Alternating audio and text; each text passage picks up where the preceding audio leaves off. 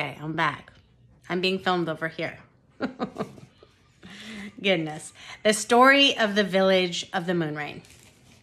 Over 100 years ago, when our ancestors were first brought here, the land of the village was barren and gray.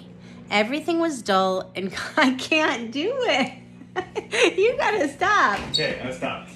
But when you're done, when you're ready, you gotta come outside and look. The fence is done. Okay, I'm gonna come look. I'm still filming. Okay, here we go.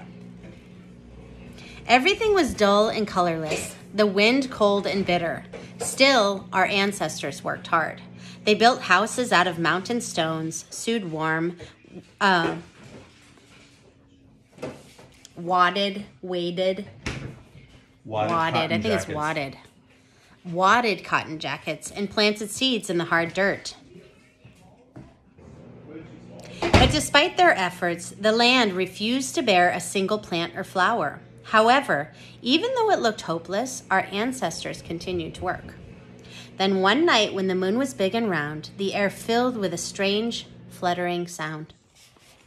Our ancestors thought that a great storm was coming and rushed inside.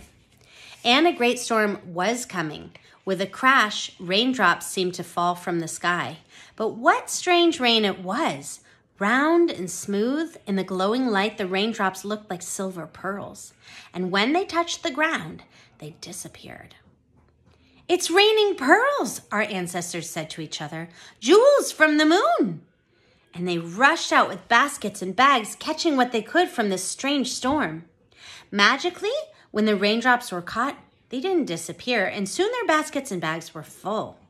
But in the morning, our ancestors saw that the drops were not pearls or jewels. In the sunlight, they saw that they were really seeds.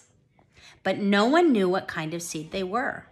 Curious, they planted them in the hard dirt. And when the moon rose again that night, the strange rain fell again as well. This time, our ancestors were not fooled and just watched the drops disappear into the ground. And I'm going to show you that cool picture. I just watched a video with Grace Lynn today, and she illustrated all of these pictures. It's amazing. She's amazing. Where were we? But in the morning, the planted seeds were sprouting as if watered by a magic brew. So night after night, the seed rain fell from the sky, and as daylight broke over the land, the seedlings grew higher. Soon they grew into beautiful silver trees with golden flowers. They were so beautiful, our ancestors planted more and more seeds, and soon the whole village was blooming with hundreds and hundreds of flowering trees. And since then, our home has been called the Village of the Moonrain.